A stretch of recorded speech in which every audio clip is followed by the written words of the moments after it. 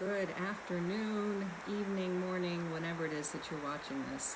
This is Deborah Roth from Spirited Living, and delighted to be back here with you this week to explore yet another dynamic, amazing, in this case, bawdy member of our inner goddess team.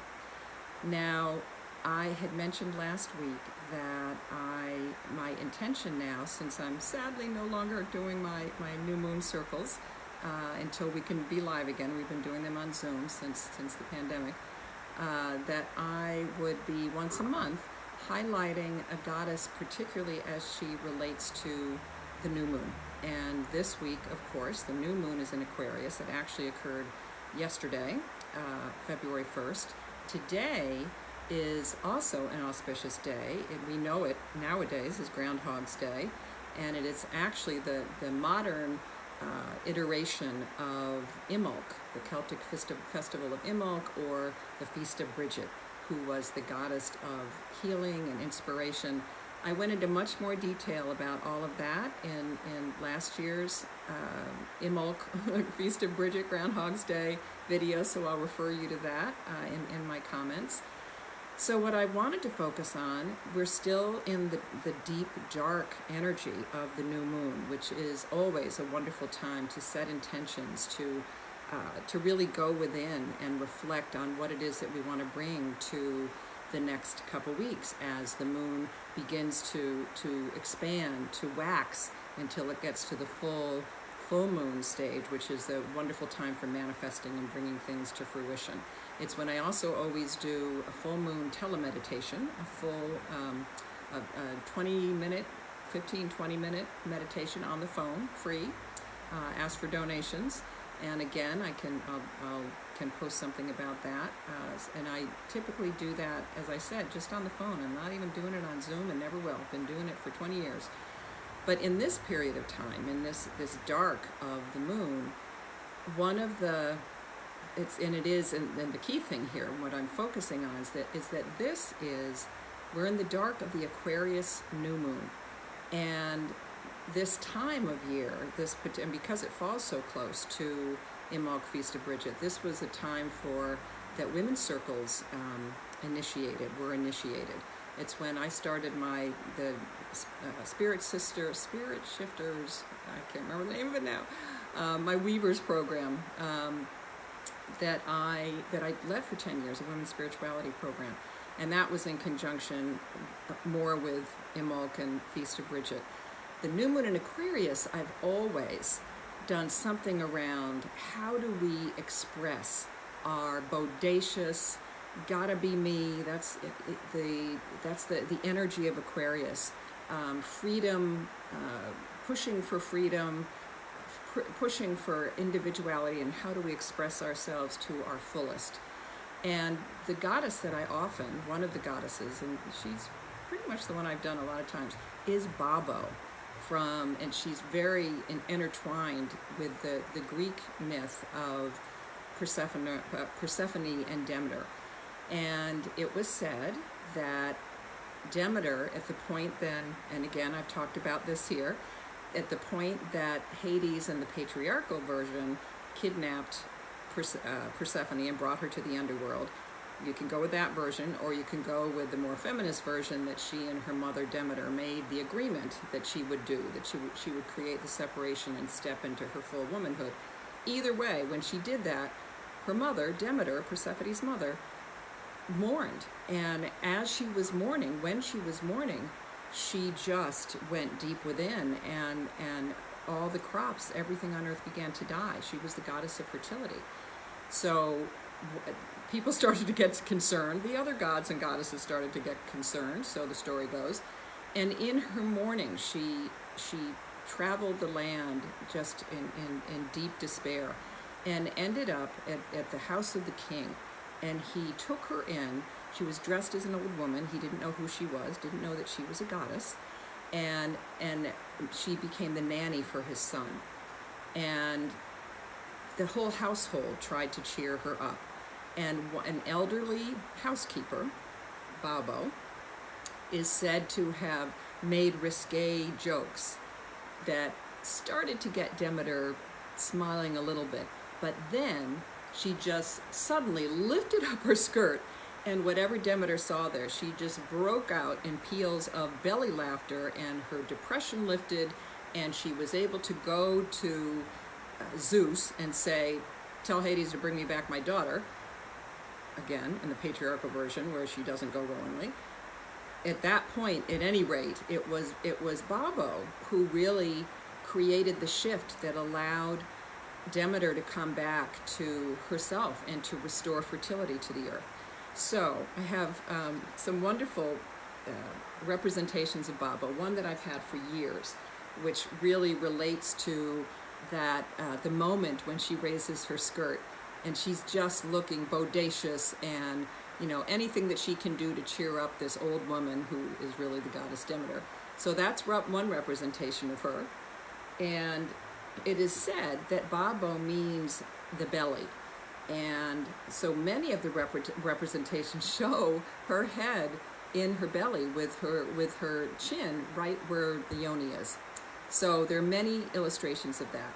There's also, in the Celtic tradition, there's a goddess called Sheila Gig, which isn't directly related to Baubo, but it's that, and I've posted about her too. I've done a video about her too.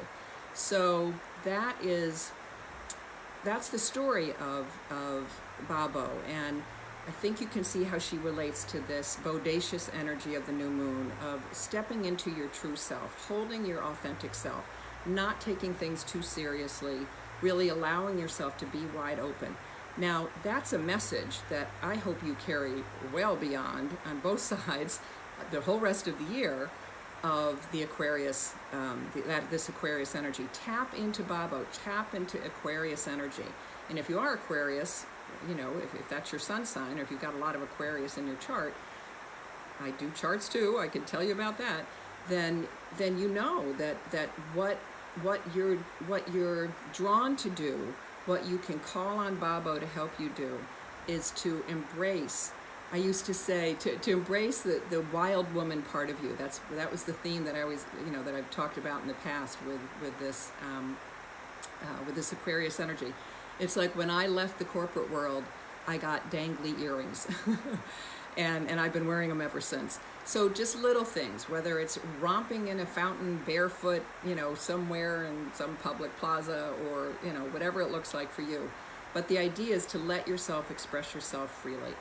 One of the things that I've done in my live circles, clearly haven't been able to do this lately, is that I hand out a blank, what looks to me kind of like a wild woman, she's a little washed out with the lighting here, but a wild woman paper doll.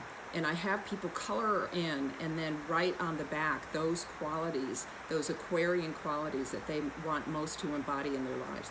And for this one, I'm not sure when I did this one, I have a couple of them around my office. This one was bodacious, fearless, me, big capital me. Can't read the rest of it.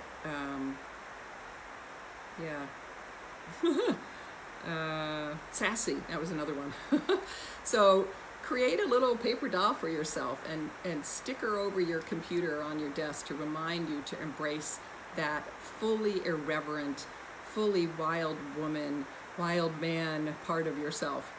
And think about, and this is your job going forward, my request of you going forward, how is it that you can embody this all year round?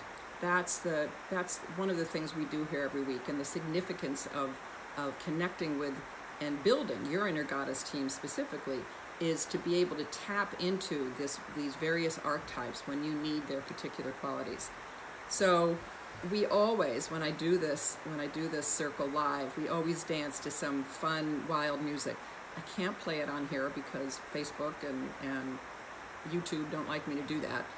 But I can give you just the bear singing, and I invite you to go to YouTube and find the whole video.